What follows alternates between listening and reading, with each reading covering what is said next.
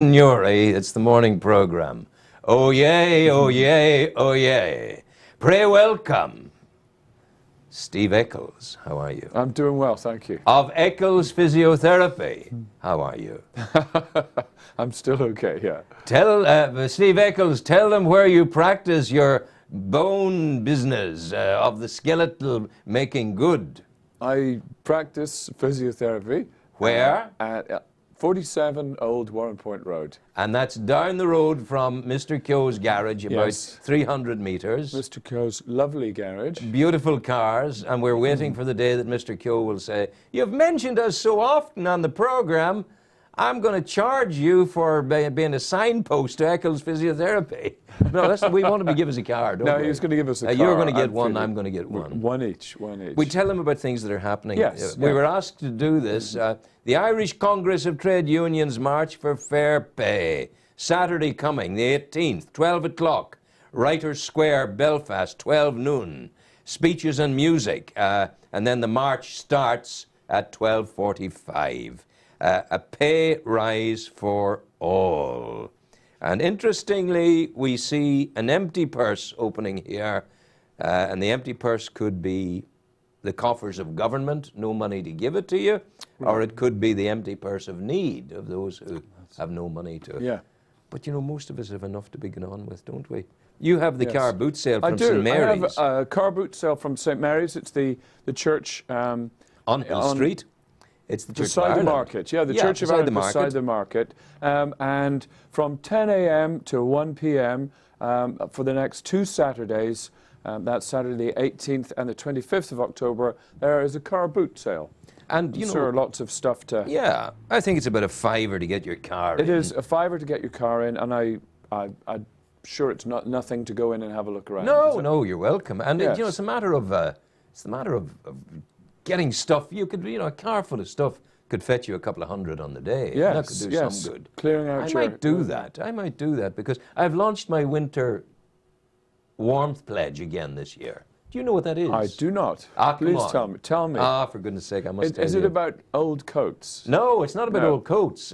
What happens is, because of my great longevity, and in advance of the telegram from the Queen in 29 years' time, I'm sent by the Queen every year £200 as a winter fuel allowance. You interview me about this. Yes. And what do you do with this £200? Well, basically, I don't have any need of it. Now, I'm not a rich Okay. man. No. But if it never came again, I wouldn't go cold and I wouldn't go hungry.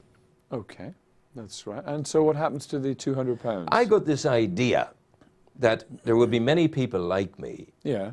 And I'd heard, coincidentally, from Micheál Murphy of the St. Vincent de Paul Society in Newry, Yeah. that they go out every Monday night around Newry and they meet people who are in their homes, poor people, vulnerable people, Yeah. cold people, hungry people, old people, young people, people who have to choose between heating and eating.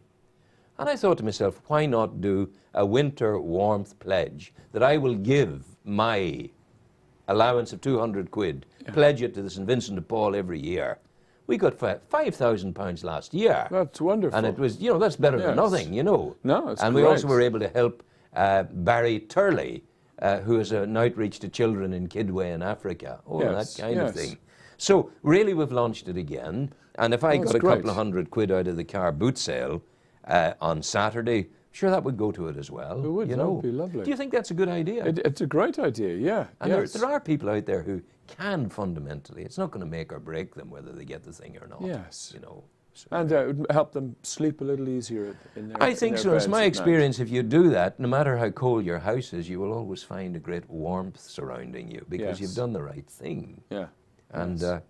you know, I used to say whenever I got a bad back, when I went to you with a bad back, I used to say, not that I say many prayers, I said, Lord, thank God it's me has this bad back and not some old person who can't deal with it. Yeah.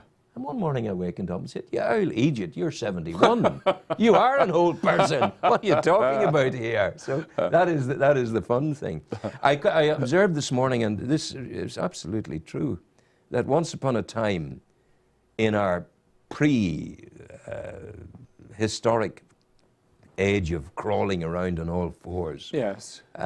Uncivilized times. Right. No bad backs, because we weren't standing up as a column, and no weight, tuk, the whole way down. And it seemed to me that maybe there's a different kind of loppiness that came into it, but we were never designed, perhaps, to be standing upright, and the weight of spine upon, of what do they call those things? Joint against joint. Yes. The vertebrae against vertebrae the whole way down. Yes. And as we grow older, we begin to, I find it being a slump a bit. And that's not a very good thing from a physiotherapy point of view. It isn't. It isn't. No. No. I think you're right. We probably weren't designed for two legs, for bipedal existence. I think we were. It works a lot better on I love all your fours. pronunciation of that. Bipedal. Bipedal. Bipedal. Yeah, I want you all to use that word at least once today. Excuse me, miss, can I go for bipedal? That reminds me of the child in school that you saw before we get into the serious stuff in Belfast. The teacher says, boys and girls, where is God? And every wee boy said, please miss, God's up our stairs. Yes, John, he's up your stairs, he's everywhere. And where else?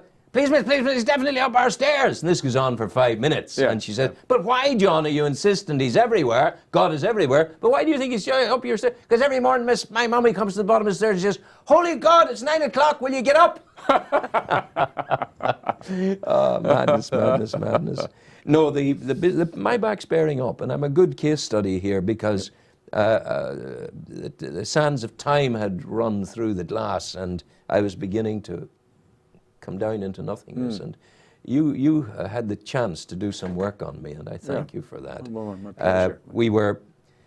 But it was a situation of great manipulation. I could feel the good being pumped into it from your healing fingers, sir.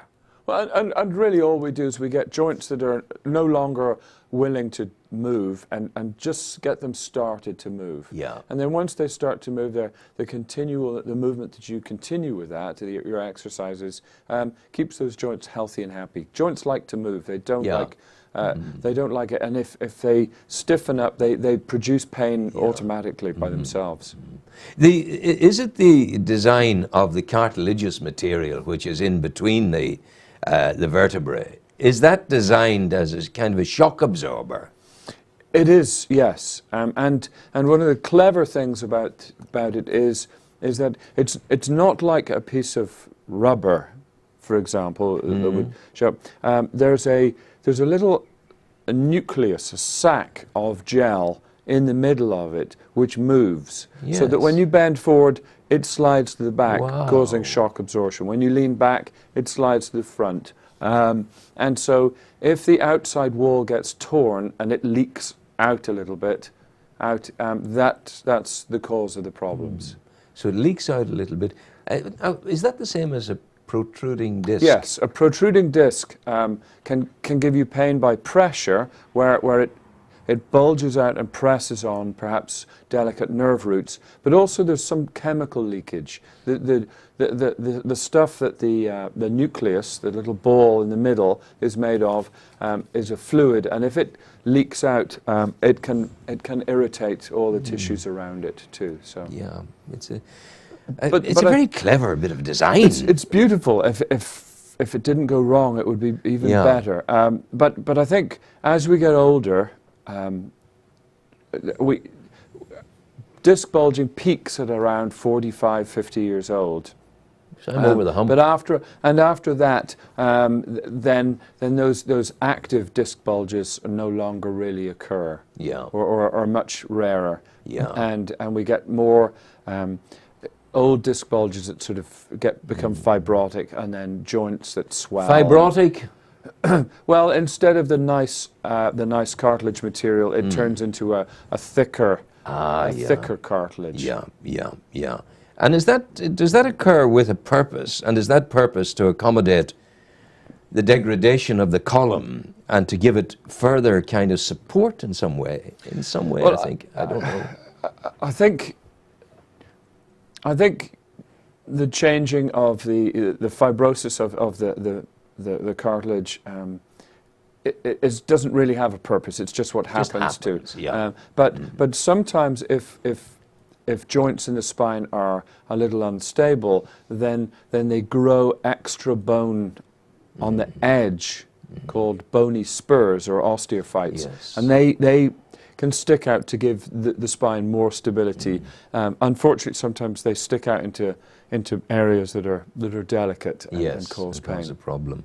I had something like that on a foot once. It was a calcium spur. Same kind of thing, yes, almost. yeah, absolutely. And that happened because of the pull of the cartilage of the fascia. Yes. Underneath your foot. Yeah. And it was pulling too hard and pulled out a little spur. And then if you ease the pull on the fascia, then the spur will go away. You're busy as ever, yeah. People are running to you. Well, if they're running to you, that's a good sign. Yes, they can still. They can move. They can, yes, yeah. But then you will treat them, and then there's a nice progression, I think, from the treatment. Say someone has a problem and he goes to you or she goes to you. There's an intelligent progression from the treatment regime that you administer over the period of a month or whatever. The progression then is to the Pilates, because Pilates is a gentle, controlled exercise regime that makes a difference. But I mean, your Pilates is particularly good because you have the inside track on the intelligence of what's going on inside the skeleton, inside the body. There are many people will do Pilates, but they're just doing exercises, up, down, jump, 1, 2, 1, 2, jump. But you know the consequences of everything that's been done. Yes, I think physiotherapists have an advantage in this because we're trained in exercise and also the anatomy of the spine and how it works. So I think you get a better deal if you have physiotherapy-led Pilates. I think so. It makes sense to me. Have you anything else, dear boy, to tell the people this week before we start to wind it? I was just going to briefly mention a thing called Dupuytren's contracture. Oh my God! All my life I have waited for Dupuytren's contracture. Okay. What in God's name is it? So, in the palm, the palm of your hand. Yeah. Look, feel it. We have. No, I'm not sure we could. You certainly feel it. If this was feely vision, you would know that there is something occurring tiny there. Little bit. Mainly, more often in these two fingers, in the palm So it comes in. here. We're talking about fibrosis of connective tissue, and sometimes what happens is these tighten up. So slowly these two fingers are pulled in. Wow! Like that, and occasionally you'll see that. Now, if you go to the doctor with it, which you should do, just to show him, he'll say. The received wisdom at the moment is that you just wait until it gets really bad, and then they do an operation and relieve it. Cut your fingers off. And then, well, they don't. I mean, they have in the past. Yeah, but no, no longer. But then you've got a painful operation, and you've got 40% chance of it returning. Why does it happen? They don't know. Although there is a genetic component here. If one of your parents has it, you're more likely to. What about a soft rubber ball? Well, no, because we want to stop it being pulled in. Yeah. So I went to a talk once by a famous back physiotherapist called Robin Mackenzie, and he said that he had it, and he sat on his hand every night for 5 minutes just to stretch out the soft tissue. And I thought that was a really interesting. He said all it is soft tissue, and if you stretch it, it will stretch. My mum got it. I made her do it, and after 10, 12 years, she can still do that. So my feeling is, in the early stages, if it's gone to here, you know, there's nothing much you can do. But in the early stages, if you feel, if there's a roughening of the soft tissue underneath, and your fingers are being pulled in, then literally just put your hand on the sofa and sit on it for 5 minutes. Now, if it's too painful, you can move it up so it's just under your thigh, there's less pressure. But 5 minutes every night should stretch it out. Now, it doesn't cure it, but I mean, I've told dozens of people, and I know I don't have any follow-up of those people, but of the 2 or 3 that I do have follow-up, they don't seem to have gone on to develop a deformity. Do we know who Dupuytren was, or I think he was a surgeon, And I think back in the 1830s or something, he noticed this and developed a surgical technique to relieve it. Do you know that it's I maybe not told you this, it's my ambition in my next life to be a surgeon.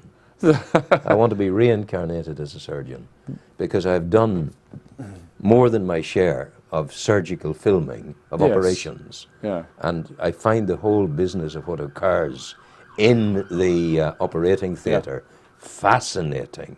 Absolutely. Absolutely fascinating. I agree.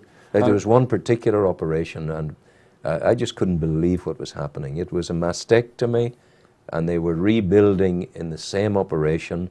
And to rebuild, they mobilized the latissimus dorsi muscle, which is the one, if you do a pull-up, you'll feel it here. They mobilized it and fed it subcutaneously under the skin into the breast cavity, where the nipple was being retained because of a biopsy that had been done at the commencement of the operation. Yeah. The nipple area was proclaimed clear of cancer, and that was held onto, which is an important psychological thing for women. Yes, absolutely. And that was there. Yeah. So with the prosthesis and the latissimus dorsi, they were able to rebuild the breast. Brilliant. And I was just, wow. Brilliant. And the imagery, beautiful imagery of the surgeon working, Michael Kieran's the lead surgeon at the Mater in Dublin. Michael working with the diathermy knife inside the dome of skin. Yes. And you could see that with the lamp was behind him, you could see the silhouette of his hand inside the breast dome working away, and you see the sizzle of the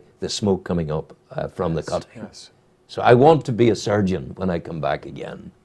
In the meantime, I will continue with my part-time course of part-time embalming at the hospital. I am a part-time embalmer. Really? In winter time, when there's a big flush of disease and illness and all the rest of it, I'm called and I can do the whole thing. I didn't know that. No, it's a good story, isn't it? Yes. Tell the people where they find you. Yeah, EcclesPhysiotherapy.com on the internet. You can look me up there and get my phone number, or otherwise we're on the old Warren Point Road, just to south, 300 yards 300 yards south of Mr. Kyo's magnificent emporium of transportation. Yes, and you could drop in there and have a look at a car or two. We told you. Yeah. We're heading down, just say I'm heading down to Eccles Physiotherapy down the road a wee bit, but in the meantime, we'll talk to you. And we did your website for you. You did indeed. You did indeed. And delighted to have done that. So if you need a website done, this is the place to come. Websites, no bother at all. We'll do it for you, sir and madam. So listen, you'll come next week, will you? I will indeed. You ready for the big one? Big one. That was good. That was good. Thank that you. was a nice one. Thank you. Take care. Steve Eccles on his way.